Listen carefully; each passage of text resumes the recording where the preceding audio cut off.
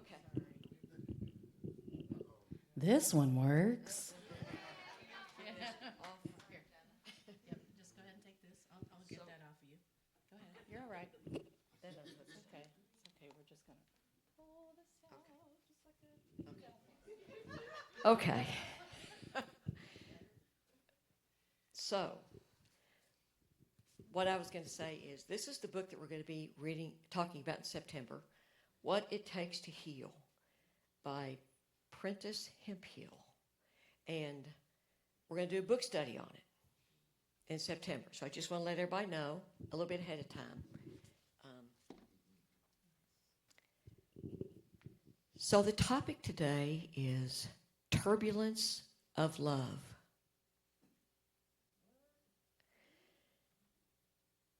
Well, that's what I thought when I first, turbulence and love.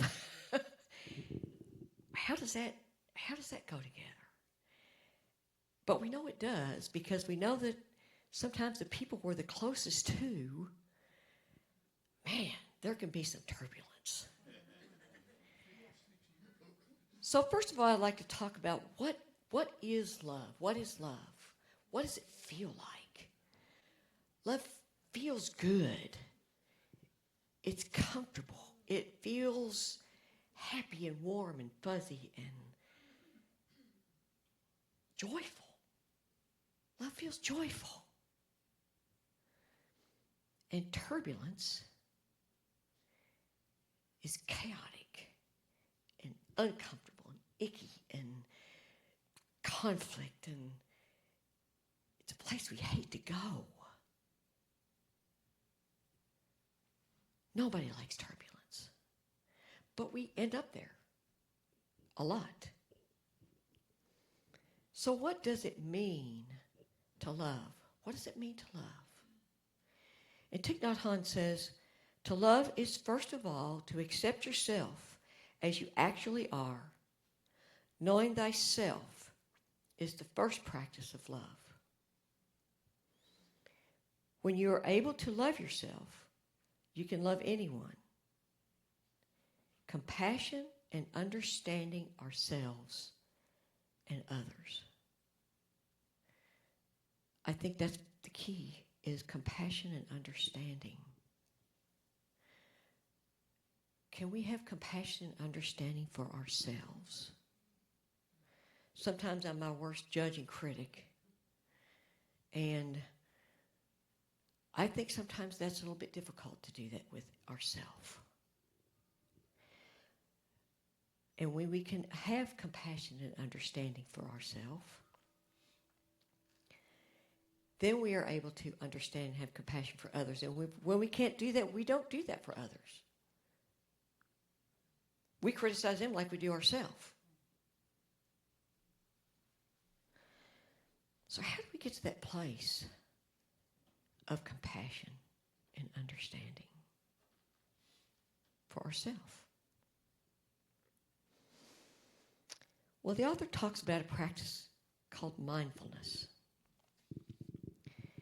And he says, the practice is to shine the light of mindfulness on our mind's paths so we can see them clearly and prevent our mind from wandering down paths of inappropriate attention.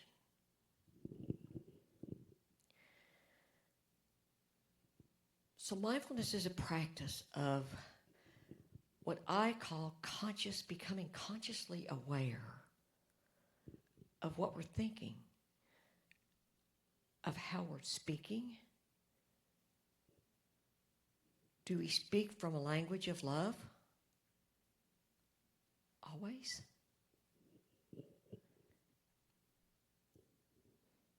How aware are we of where we're coming from? Are we coming from love? Our thought patterns.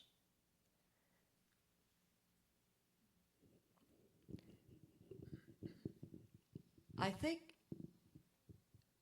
one of the keys to that is paying attention to our feelings, because when we feel good, we're probably coming from love, and we feel bad, anxious, there's some turbulence.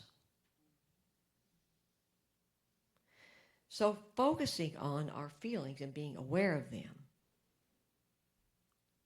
will give us that mindful connection with where we are. Even if there's not anybody else involved, where are we with ourselves? When we're in a room all by ourselves doing something, how do we feel? If we feel bad, what am I thinking about? Where am I? Where am I coming from? What's going on? We have lots of thoughts a day that we're not even aware of. I forgot how many, 60,000 or something like that. Are we conscious of them? How do we get consciousness of that? Mindfulness.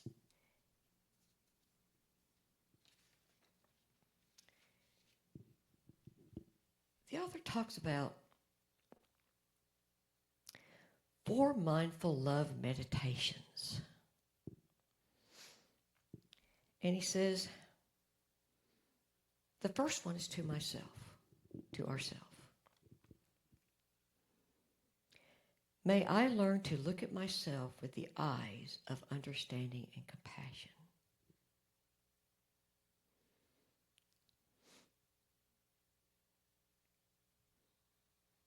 May I be able to recognize and touch the seeds of joy and happiness in myself.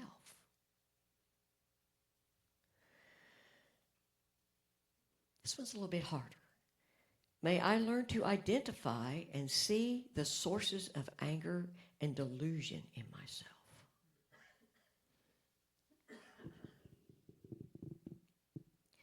So he suggests that after we do this meditation on ourselves until we feel like we are more in touch with ourselves and we can identify these things,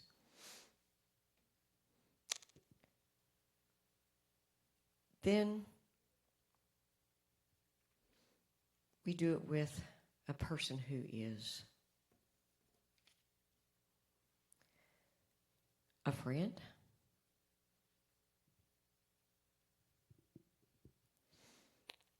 and then we do this love meditation with a person who is neutral,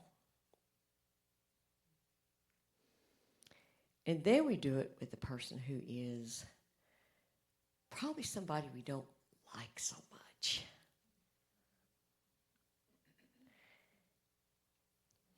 And it gets a little bit harder, I guess, as we go down that list. So it would be like, may I learn to look at this person who I don't like with the eyes of understanding and compassion. May I be able to recognize and touch the seeds of joy and happiness in that person. And may they be able to recognize the seeds of joy and happiness within themselves. May they be able to look at themselves with the eyes of understanding and compassion. And may they learn to identify and see the sources of anger and delusion. And this is where we start to learn to heal.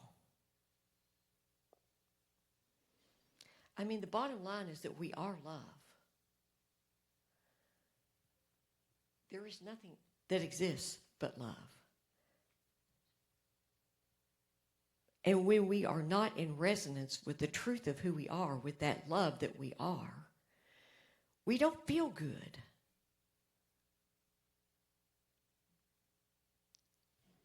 We feel bad. We feel icky. Feelings are messengers. They tell us what's going on. And so when we can be mindful and learn to be aware of our feelings and be consciously aware and develop that awareness, then we can know where we are and we can change.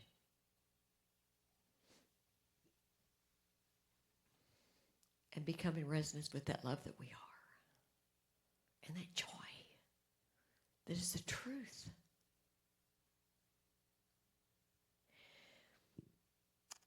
I was listening to a CD by Thich Nhat Hanh, and in that CD he talked about water. And I love this example, so I want to share it. He talked about a pond of water out in the field or in the woods or wherever. And he said when the water is still, it's very still, it is a perfect reflection of the trees and the sky and the sun and everything that's above it. It's a perfect reflection. And then when it gets choppy and the wind blows and it starts moving around, then the reflection gets distorted. And he compared that to our minds. That when our minds are still, then we can provide a perfect reflection for another person to reflect their ideas and their opinions. And we can really hear what they're saying. Because we're still. And we're open. But when our minds are going 90 miles an hour like they probably usually do, and we're thinking about all these things, and people come up and say something, it's all distorted and we don't really hear what they say. So we don't communicate. We don't communicate. I was trying to think of an example in my life that I could share. I like to share examples. And I came up with something. My sister lives next door to me. And we were having somebody deliver some hay the other night. And he was delivering 80 bales to her and 30 bales to me. So he went to her house first. And he got there like about 7 or 7:30. Now my sister, her name is Chris. And she is a little bit older than I am. She's getting to 80, 78, 79 years old. And she is starting to have some problems with her night vision. And she is very concerned about when it starts to get dark. Because she can't see in the dark. Even when it kind of gets close to dark. She has a hard time. So the guy's going to be in her barn. And he's going to be unloading hay. And there's not a whole lot of light. There's one light bulb, but the hay's kind of back in a corner. So I went over to her house when he was unloading her hay, and she said, Jenna, she said, I don't know if we're going to have time to do this because it's going to get dark. And I said, but I have a light bulb in my barn where the hay is. It'll be okay. But she said, but it's going to get dark. And she kept talking about worrying about the dark. And I kind of pushed that aside, and I said, well, I knew there wasn't any reason to worry, but I didn't listen to her. I didn't say, I understand how you feel.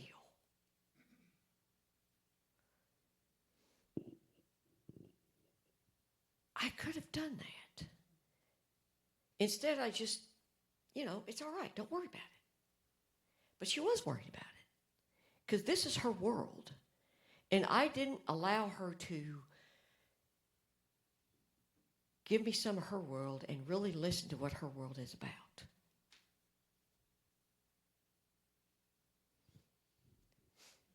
So, I would like to suggest for this week to be mindful of how we're feeling and how our thoughts are and what's going on. And sometimes be like that still pond, that still water. And be open when we're talking to people. And be a complete, clear, accurate reflection of what they are trying to say. I'd like to invite everyone to close their eyes if that feels comfortable. And relax in your chair, in your breathing.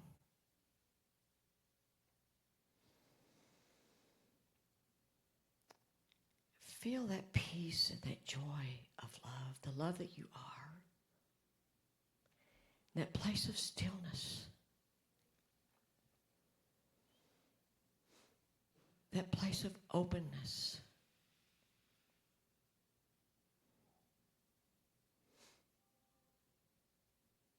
We are love.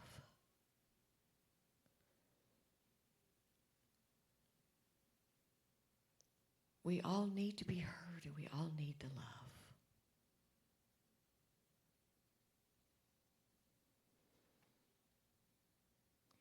Knowing that God is all that there is. God is this magnificent energy that is love, that is peace, that is joy. There is nothing else. And if that is the truth of God, it's the truth of me, and it's the truth of each person. We are all that love that God is. We are all peace. We are all joy.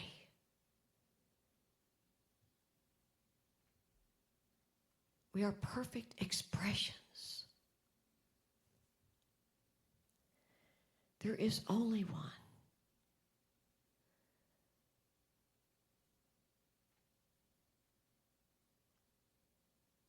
We are all beautiful expressions of the one life.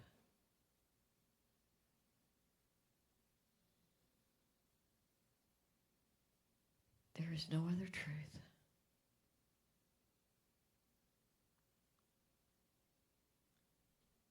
And no matter what turbulence appears to be there in our lives,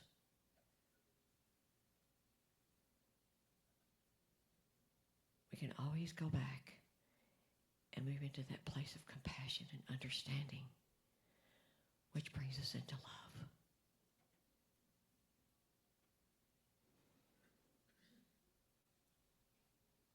And I give thank you for this truth, knowing that it is always so. And I leave it into the perfect law of the universe by saying, and so it is. Amen.